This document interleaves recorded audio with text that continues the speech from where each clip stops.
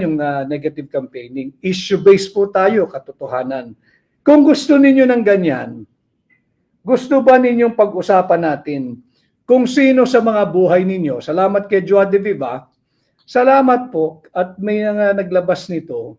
Tanungin po ninyo dyan sa banat ng banat na yan.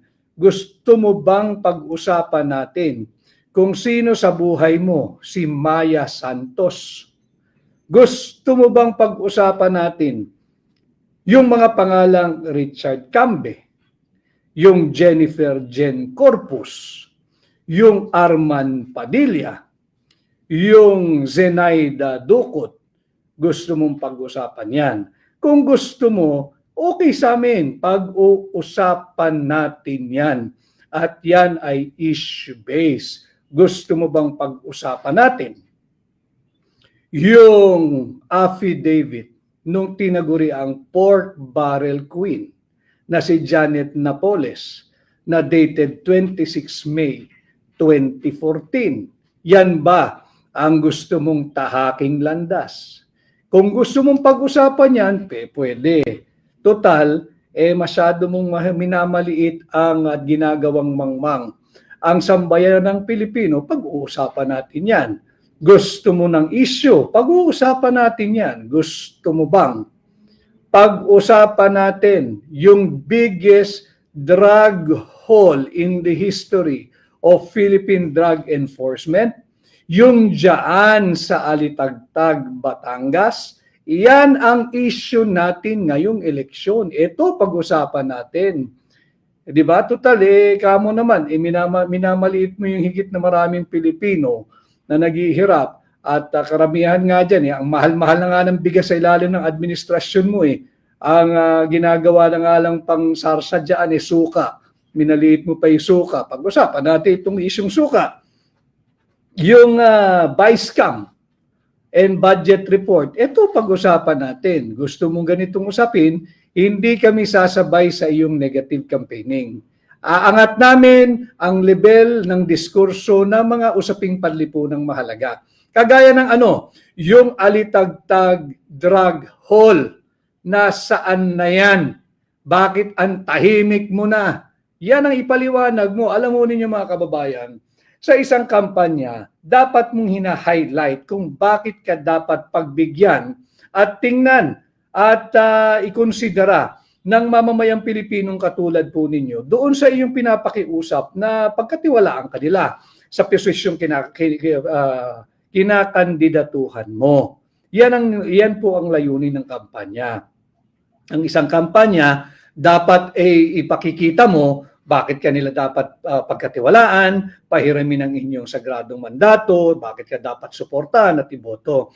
Hindi yung makapanira ka. Naiintindihan ho natin siya sapagkat wala siyang masabing continuity ng kanyang programa. Wala naman siyang naisimulan Wala siyang nasimulang programa.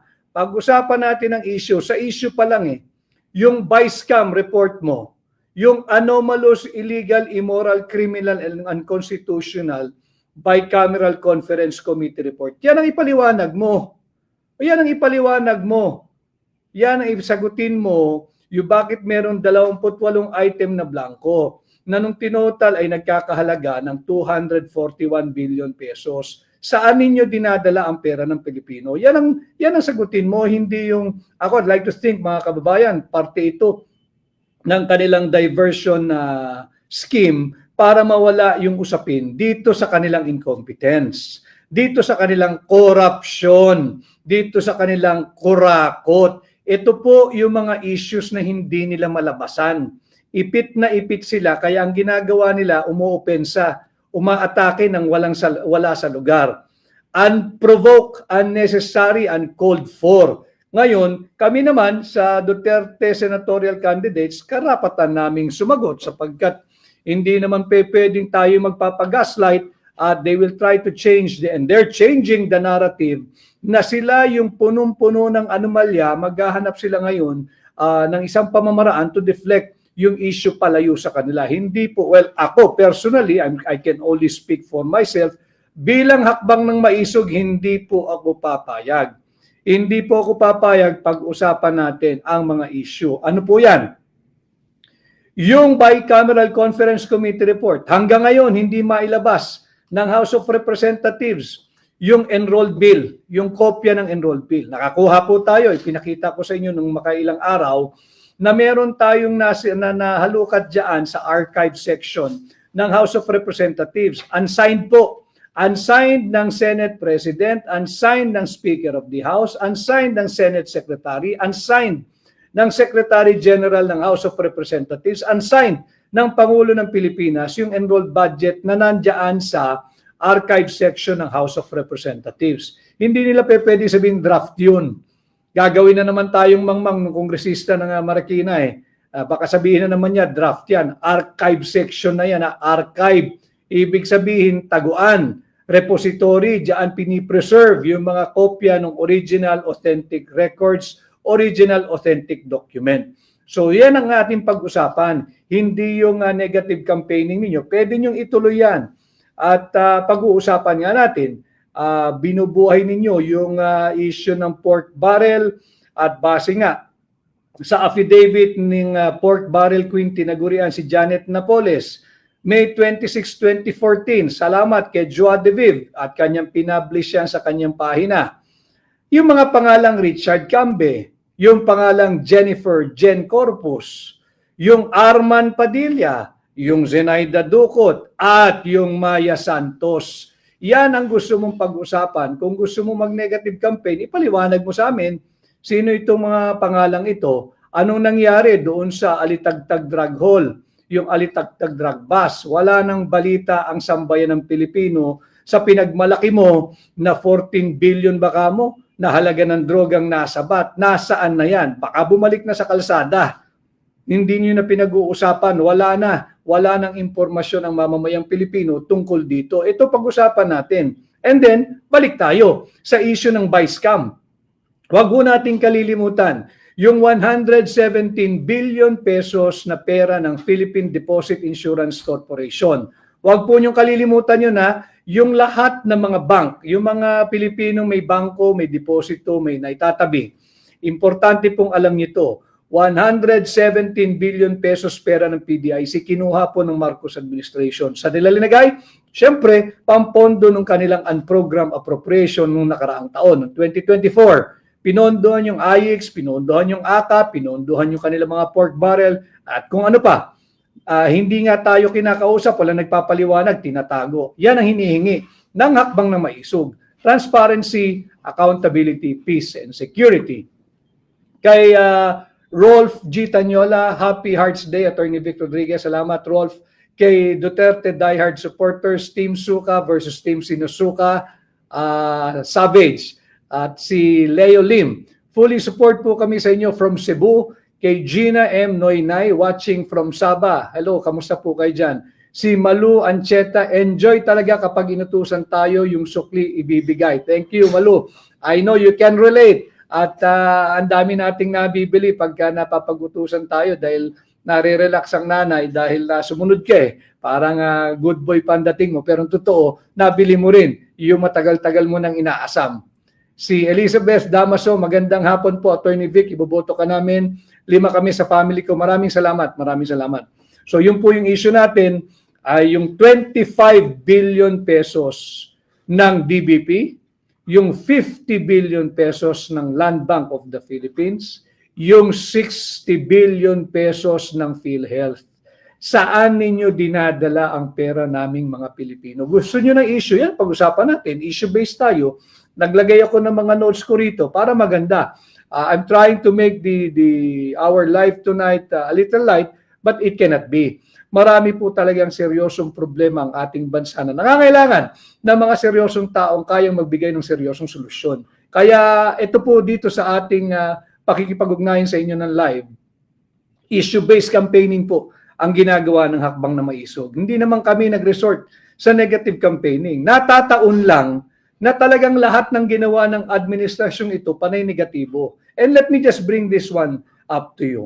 Kahapon po may lumapit sa akin regarding doon sa aking naging talumpati at sumasang-ayon naman po sila na palakasin ang mandato ng Philippine Drug Enforcement Agency. Lagyan natin ito ng kapangyarihan na magsagawa, utusan ang lahat ng taong gobyerno, elected or appointed, na sumailalim sa isang mandatory, open, fair, transparent, and credible hair follicle drug test. Importante po yun dahil sabi ko nga, Article 11, Section 1, public office is public trust. At lahat ng panahon dapat ay may pananagutan ang lahat ng taong gobyerno sa kanyang nasasakupan, sa kanyang nasisilbihan, in this case sa ating po mga Pilipino. So ito po dapat natin pinag-uusapan. May nagsabi sa akin, hindi ko nga alam negatibo na raw ang lahat ng ginagawa ng administrasyong ito. Minsan lang silang may pag-asang magpositibo, tumanggi pa, sumailalim sa drug test. Yun nga rin ho ang hindi ko maintindihan Negatibo na sila sa lahat ng ginagawa nila, tsansa na magpositibo, tumanggi pa. So gusto ninyong issue-based, gusto ninyong sagutin namin. Yung inyong mga negative campaigning, sasagutin natin, basta tanda lang din kayo. Nasaan yung 500 billion flood control funds? Nasaan? Yan, sagutin nyo yan. Hindi negative campaigning to, issue-based ito. Sinabi nila ito sa kanilang SONA, 500 billion pesos sa loob lamang ng 2 taon ang kanilang inubos at sinasabing merong higit kumulang 5,500 flood control programs. Nasaan? Issue-based tayo. Negatibo ang dating sapagkat negatibo ang inyong performance. Wala kaming makita. Wala kayong nagagawa pang mabuti sa sambayan ng Pilipino, mangangalahati na kayo sa inyong termino. Mga kababayan, 6 na taon lang itong mga to huwag tayong pumayag. Ngayon, tama yung sinabi ni Pangulong Duterte kahapon. Ito ulitin ko. At ganun din naman yung sinasabi ko, kahit saan ho ako magpuntang lugar. Ako'y nagpipresenta, nagpapasukat, nagpapakilatis, nagpapakilala, at nagpapasuri. Kung sakasakaling sa tingin po ninyo, ako'y karapat-dapat na pairamin ang inyong mandato at ng inyong boto, tulungan po ninyo ako maging senador number 56 po sa balota, si Atty. Vic Rodriguez. Subalit, kung sa tingin naman ninyo na kontento na kayo sa ganitong uri ng korupsyong nagaganap sa ating lipunan, higit na talamak ang korupsyon, kung happy kayo, kung kontento kayo, meron pa silang 3 taon, di doon nga naman kayo sa kanila. Tangkilikin nyo sila. Huwag nyo kaming samahan sa Team Suka. Pero kung gusto ninyo ng totoong pagsisilbi, alam ho ninyo, ulitin ko yung sinabi ko kagabi, ang suka ang kalaban ng mga tanso. Ang suka ang kalaban ng mga gintong peke. At ang suka ang kalaban ng mga mambubutol. So the choice is yours. Kaya nga po tama si Pangulong Duterte kung masaya kayo kung sasabihin ninyo na higit na mas maraming nabibili ang 1,000 nyo ngayon kung iahambing mo sa halaga ng 1,000 ninyo nung nakaraang 2 taon, ipagpatuloy nyo, ibigyan nyo pa sila ng 3 taon na ganitong uri ng pamumuhay. Kung sa tingin ninyo na mas mababa ang droga at mas mababa ang kriminalidad, dito sa administrasyong ito, di yung 3 taon, bigay pa ninyo uli sa kanila. Tangkilikin nyo yung kanilang grupo, pero kung naniniwala kayo na higit na mahirap ang buhay ngayon, walang trabaho, underemployment, unemployment, mataas ang inflation, mataas ang kriminalidad, laganap muli ang droga, hindi safe ang ating kalsada, dito po kayo sa Duterte senatorial candidates. Andiyan po kami kagabi, nagpakita po kaming lahat, kompleto kami, pakitulungan niyo po kami. And then, back to the issue again, 500 billion pesos flood control funds, ginamit nila. Nasaan? Gusto niyong pag-usapan ang issues natin, panagutin po natin sila. Anong nangyari doon sa flood control funds? 200 inosenteng Pilipino patay.